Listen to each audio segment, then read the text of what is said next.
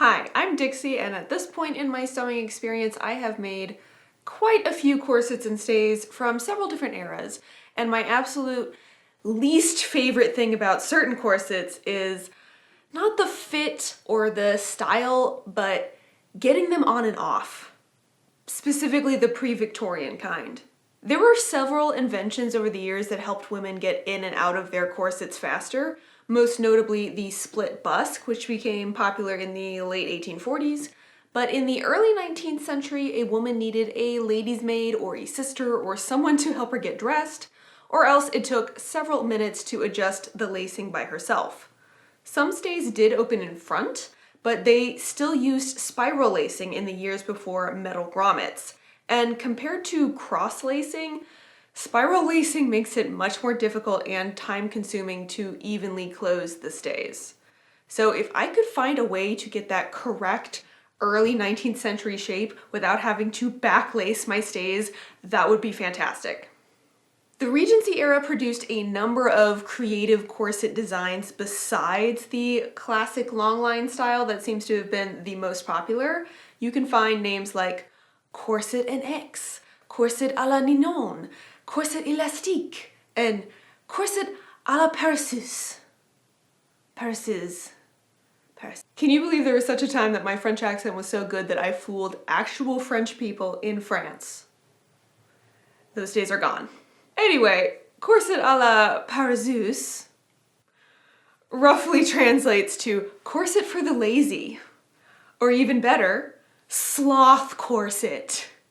Oh man, I have never felt so seen.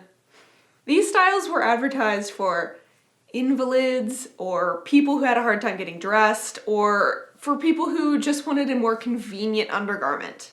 And also to men who wanted to wear corsets but didn't want their servants to know about it. But the basic idea with these designs were that they hooked or were tied on rather than laced, so you could quickly and easily put them on without any help. And they probably weren't as structured as the typical stays of the time and were likely worn for less formal occasions. And what do you know, while perusing Pinterest for stays ideas, I found this great German blog whose title in English is something like Clothes from About 1800. Link in the description. The writer recreated a corset based on an extant example in a museum in the Netherlands, and she published a picture of the pattern based on the original corset on the blog. So naturally I have to try it out. I'll need to adjust the original pattern to my own measurements, and I'm doing that in Adobe Illustrator, but you could absolutely do this by hand on paper. The image on the blog is in centimeters, so I'm just scaling up the image until it matches the size given for the original garment, then converting my units to inches because that's easier for me to work in. The first thing I have to do is trace the original image so I have a clean pattern piece to work with. Then I took some body measurements. The only ones you really need are your underbust in front and your side measurements from about the underarm to the waist. I'm not being super exact here as this pattern is pretty adjustable. I also did a rough measurement to guess the length of the waist and shoulder straps. The blog post says the max length the side seam can be is 13.5 centimeters, but my measurement is shorter than that, so I am okay. I also want to use this pinked stir stick as my center busk. I did this with my long line stays and I think it works well, but I want to make this new corset shorter, so I'll have to cut this stick down later. Once I got the main measurements correct, I tweaked the pattern here and there and made the straps a bit longer. After double checking my final measurements, I was ready for printing. And I managed to squeeze the two pieces into 4 sheets of paper by splitting that extra long back piece into smaller sections and reassembling it after I cut it out.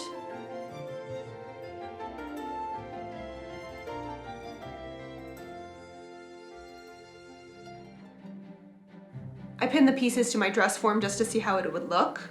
The form is a little overstuffed right now, which is why the pieces don't match up at the sides. I can already tell I need to bring the back arm curve in a little bit and maybe shorten the shoulder straps. After making those changes, I cut out my first mock-up, and I'm using a cotton twill, which is the same as the original corset. And since the pattern doesn't include seam allowances, I'm adding them now, although I realized later that I only really needed to add them at the seam lines, not all the way around. Oh well. There are only 3 seams in this whole thing, which makes assembly nice and quick.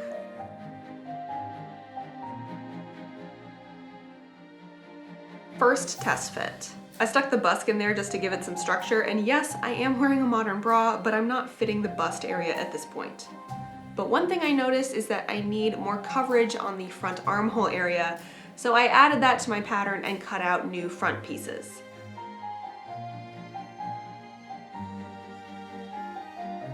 For my final version, I'm double layering my cotton twill, again, like the original. This will give some extra structure, hide my seam allowances, and allow me to sew channels for the busk and boning.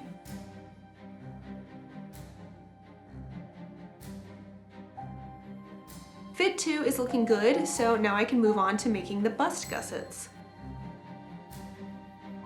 But first, I decided to quickly baste the back pieces together because without binding on the edges, the straps are all floppy and hard to work with. Next, I'm marking and slicing my lines for my gussets, and this part is totally variable depending on your body shape. I knew that I wanted to do 2 gussets per side rather than 1 like on the original or on my long line stays, and I drafted my own gussets by measuring myself off camera. Some things are best left off the internet. Now, most patterns for Regency stays use V-shaped gussets, but I find those have a tendency to flatten out my bust, and seeing as I need all the help I can get in that area, I decided to make a more rounded shaped gusset to allow more room for, I don't know how to describe this, volume to accumulate. I basted them in by hand, and I think they're working pretty well. The shoulder straps and some boning will help to keep that side part upright.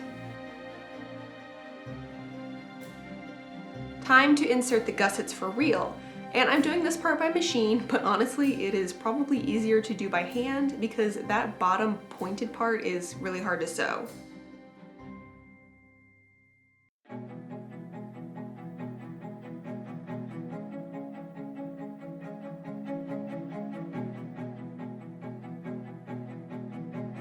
I'm flat felling the seam allowances on the inside by hand with a prick stitch, just because I know this part will show up on the outside, but that doesn't matter much because my machine stitching is super tiny and blends in really well with the twill.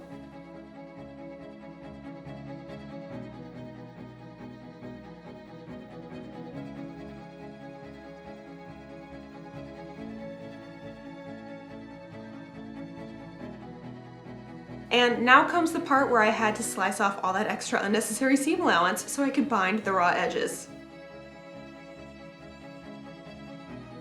And then I cut strips of bias from the extra twill fabric, again, like the original corset. I'm adding some synthetic whalebones into the side seams and in the front just to add a little more structure and to help everything lay flat. But I believe the original corset only had bones in the center front.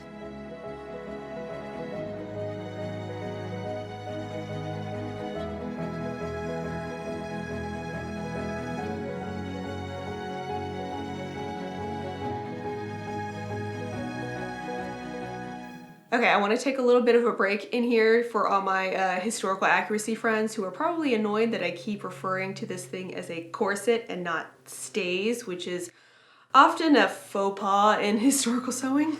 See, before the Victorian period, women's structural undergarments were most commonly called stays.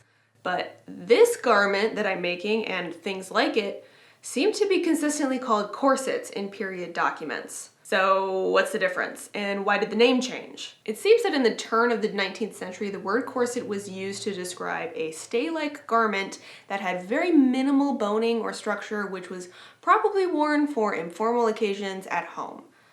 Maybe like you would wear a bralette today. Now, in France, in the early part of the Regency fashion era, they also referred to what looks like a fancy sleeveless spencer as a corset, but you can usually tell by context clues whether or not a garment depicted was outerwear or underwear.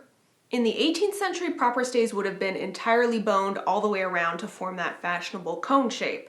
There were also half-bone stays, which were still heavily boned, but not as much as their cousins. By the 1790s, stays entered a transitional period. They probably at first started by inserting bust cups or gussets, and as the waistlines rose in dresses, so did the waistlines of the stays. And then those tabs that used to flare out over the hips became redundant, so they got rid of them. But then we know that by 1810 or so, the long line style was popular and these stays extended back down over the hips, this time with gussets instead of tabs. But these newer stays were way softer than the 18th century style with minimal boning, and sometimes they used cord or quilting to add support to the body. So my hypothesis is that during the transitional period, people started referring to these new barely boned stays as corsets in some regions, and that spread over time until the terms became interchangeable and then the term corset became dominant. So no, I am not wrong in calling this particular garment I'm making a corset. Okay, now back to sewing. With those bones inserted, it's time to start binding the edges.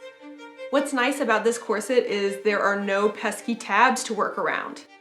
Thank the sewing gods! But there are a couple mitered corners on the waist straps where I added some twill tape ties, and I also decided to round the points of the shoulder straps rather than leave them square like the original.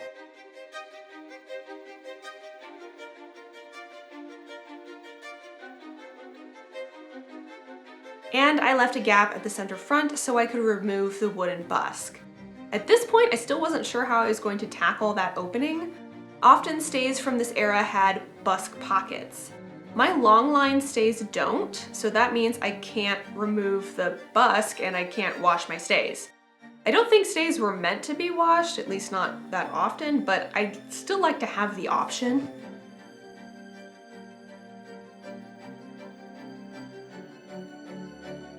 And this was when I realized I cut my bias strips too narrow to fully wrap them around the raw edge and do an easy stitch in the ditch finish from the right side, which means I now need to sew them down by hand. I mean, this entire thing is an experiment. I'm bound to make some mistakes along the way. Before I finish the binding in the bust area, I need to cut some drawstrings which allow for some sizing adjustment. And I'm also sewing 2 eyelet holes in the binding at the center front. These will serve double duty, allowing me to tie the drawstrings and helping to keep that wooden busk from sliding out of its little pocket.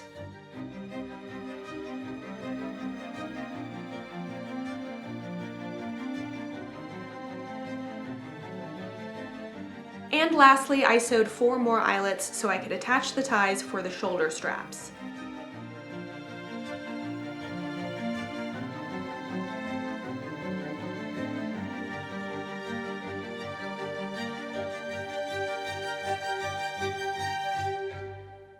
Okay, before we get into the big reveal, I just wanted to take a second and point out, funny names aside, if you research these types of garments, you might run into some ableist language. And I just want to say that if you want to make this style of corset, I do not think that you are lazy. I don't think you have to be an invalid to wear it. I think costuming should be for everybody, and we should all find options that work for us. So if you are looking for an easier alternative to traditional Regency stays, this might work for you, or it might not. It doesn't have any kind of back structure if that's something that your body needs. It also wraps right at the waist, which might be uncomfortable for some people. All I can say is give it a try and see if it works for you.